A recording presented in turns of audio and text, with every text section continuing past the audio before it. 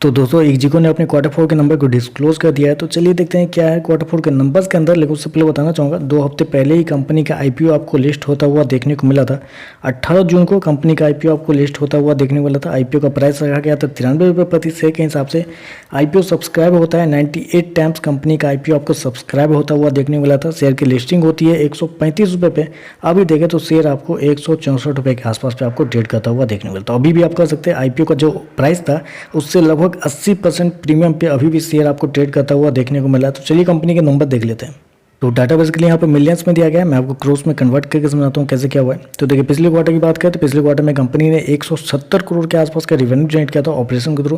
पिछले साल 136 करोड़ के आसपास, जबकि अभी देखें तो बढ़ के 164 करोड़ कंपनी का जो रेवेन्यू है वो आपको जाता हुआ देखने को। तो साल से साल देखें तो साल से साल कंपनी के रेवेन्यू के अंदर एक अच्छी खासी तेजी आपको देखने को मिले। ऑलमोस्ट बोल सकते हैं 20 से 22% के आसपास का जंप आपको देखने को मिला है।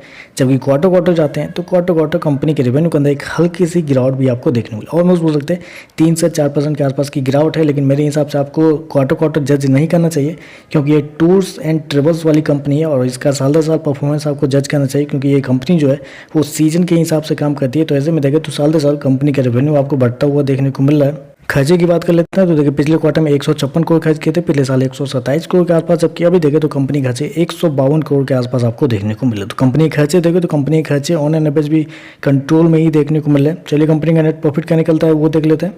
तो देखिए पिछले क्वार्टर की बात करें तो पिछले क्वार्टर में कंपनी 30 करोड़ के आसपास के प्रॉफिट में थी। पिछले साल बात करें तो पिछले साल लगभग 4.5 करोड़ के आसपास का प्रॉफिट, जबकि अभी देखें तो बढ़ के 7.5 करोड़ के आसपास कंपनी का जो प्रॉफिट है वो आपको जाता हुआ देखने को। तो साल दर साल देखें तो साल दर साल कंपनी के प्रॉफिट के अंदर एक अच्छी खासी तेजी आपको देखने को मिल रही है। ऑलमोस्ट बोल सकते हैं 55% के आसपास का जंप है साल दर साल कंपनी के प्रॉफिट के अंदर। वहीं अगर क्वार्टर जाते हैं तो क्वार्टर एक बड़ी गिरावट आपको देखने मिला। उसके पीछे का रीजन भी है, रीजन है कंपनी का टैक्स।